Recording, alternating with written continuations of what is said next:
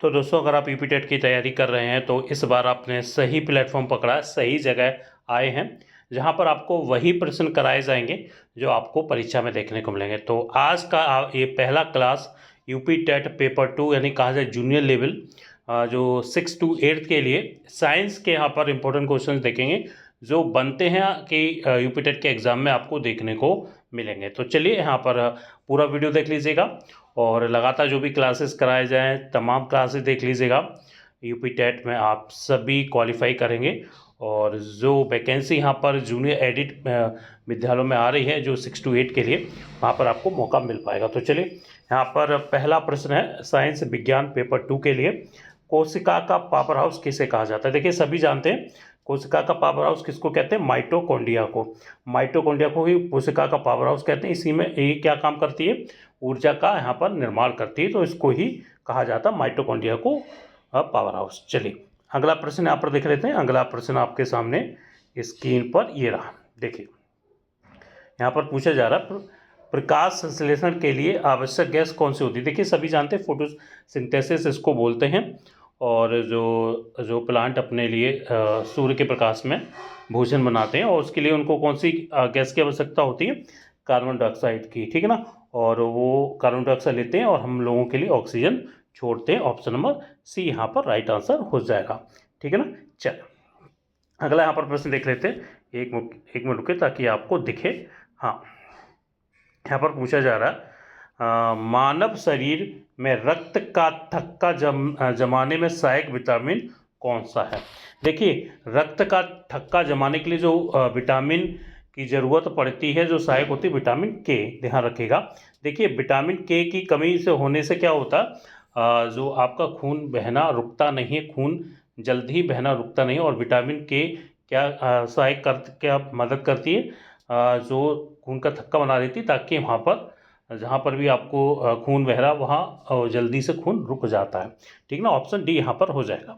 चलो अगला प्रश्न यहाँ पर है, मैं आपको यहाँ पर दिखा देता हूँ। यहाँ पर पूछा जा रहा है न्यूटन का प्रथम नियम किससे संबंधित। देखिए न्यूटन के सभी आप नियम जानते हैं जो संबंधित हैं, वो किससे संबंधित है, जड़त्व के नियम से संबंधित है। न्यूटन का प्रथम नियम आपको ये पढ़कर ही जाना है, ठीक है ना। चलो अगला प्रश्न यहाँ पर देख लेते हैं। अगला प्रश्न है, पूछा जा रहा है विद्युत धारा की एसआई इकाई क्या है। देखिए हम सभी जानते हैं विद्युत धारा की जो एसआई इकाई कौन सी होती है, एम्पियर होती है। ऑप्शन नंबर सी के साथ चले जाएंगे। तो ये कुछ सेलेक्टिव प्रश्न है, अभी आपको थोड़ा सा लग रहा होगा लेवल कि आसान प्रश्न है, लेकिन जैसे जैसे क्लासेस यहाँ पर बढ़ेंगे और आपको प्रश्नों का लेवल भी अच्छा खासा मिलेगा यहाँ पर। और जितने भी PYQ आपके साइंस विज्ञान पेपर 2 के लिए जो जितने भी क्वेश्चंस हैं वो भी यहाँ पर आपको कराए जाएंगे। तमाम क्लासेस देख लीजिएगा, यूपीटेट इस बार आपका होगा। तो चलिए अगला प्रश्न यहाँ पर देख लेते हैं। अगला प्रश्न क्या पूछा जा रहा, देखिए ध्वनि किस माध्यम में नहीं चल सकती है। देखिए ध्वनि निर्वात माध्यम में नहीं चल सकती है, ये आपको ध्यान में रखना है, यानी वैक्यूम में नहीं चल सकती, उसको चलने के लिए माध्यम की आवश्यकता होती है। ऑप्शन नंबर डी यहाँ पर राइट आंसर हो जाएगा, ठीक है।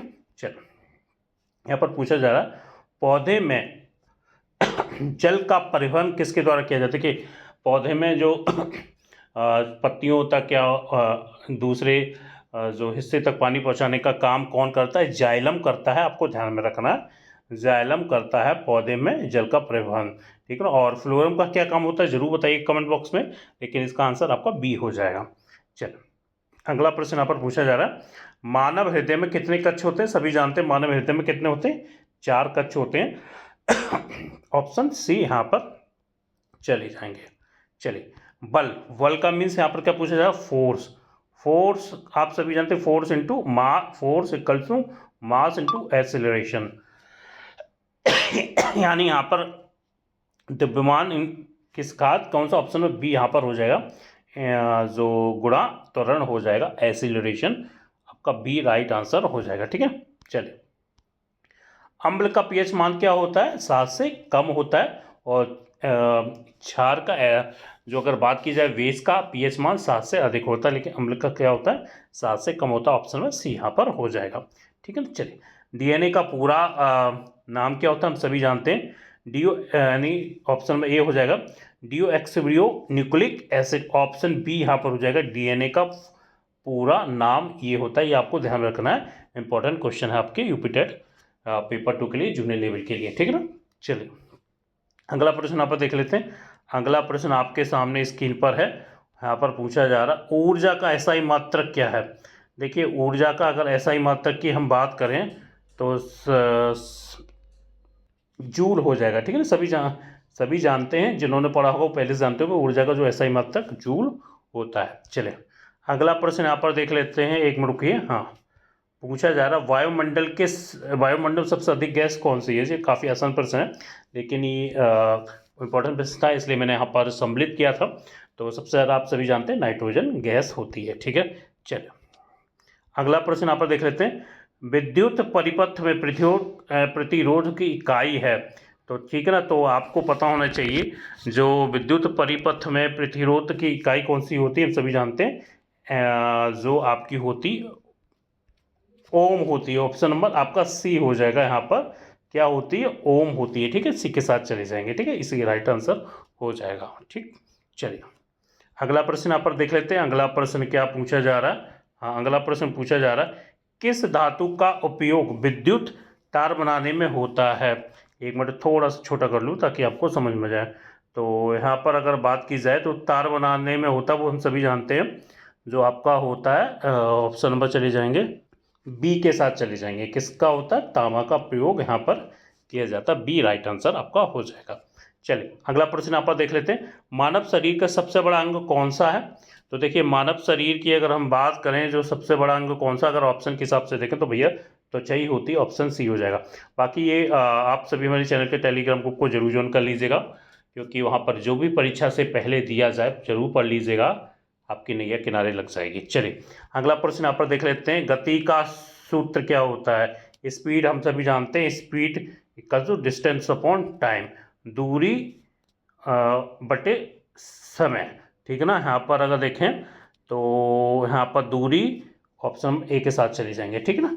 चलिए अगला प्रश्न यहाँ पर देख लेते हैं। पादप कोशिका में कौन सा भाग नहीं होता है। देखिए पादप कोशिका की अगर बात करें जो भाग नहीं होता वो होता सेंट्रियोल नहीं होता है पादप कोशिका में, ठीक है ना। सेंट्रियोल नहीं होता, ऑप्शन नंबर सी चले जाएंगे, जो क्वेश्चन में पूछा गया कोशिका में भाग। चलिए अगला प्रश्न यहाँ पर देख लेते हैं। अगला प्रश्न पूछा जा रहा ओजोन परत किसे रोकती है। भैया हम सभी जानते हैं ओजोन परत किसे रोकती है, यूवी किरणों को रोकती है, ऑप्शन ए यहाँ पर राइट आंसर हो जाएगा। चलिए अगला प्रश्न आपके सामने है, और आज के वीडियो का आखिरी प्रश्न, टॉप 20 प्रश्नों को यहाँ पर लिया गया था। आज पहला क्लास था, थोड़ा सा लेवल यहाँ पर कम है, लेकिन ये वो प्रश्न है अगर आप देखेंगे तो कई प्रतियोगी परीक्षाओं में इनको रखा जाता है, और इनकी यूपी टेट में सबसे ज़्यादा आने की संभावना है इस बार। इनमें से आपको एक दो प्रश्न तो जरूर देखने को मिलेंगे यूपी टेट के एग्जाम में। देखिए लाल रंग यानी रक्त का लाल रंग किसके कारण होता है। भैया हम सभी जानते हैं हीमोग्लोबिन होता है, सभी को पता है कि जो हीमोग्लोबिन की वजह से जो खून का रंग कैसा होता है, लाल होता है। तो ऑप्शन ए के साथ यहाँ पर चले जाएंगे। तो यहाँ पर कुछ ऐसे प्रश्न लिए गए थे, कुछ आसान प्रश्न थे, कुछ ऐसे प्रश्न थे PYQ। अगर देखा जाए इनमें से मैंने कुछ ऐसे प्रश्नों को रखा है PYQ जो आपके यूपी टेट में आ चुके हैं पेपर 2 में साइंस में।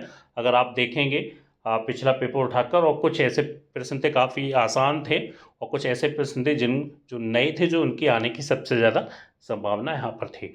तो ये आज का पहला क्लास था, जरूर बताइएगा कमेंट बॉक्स में। बाकी आपको और क्लासेस मिलेंगे, थोड़े से प्रश्नों का लेवल नया रखा जाएगा जो यूपी टेट में आपको यहाँ से बनेंगे। तो जय हिंद, जय भारत।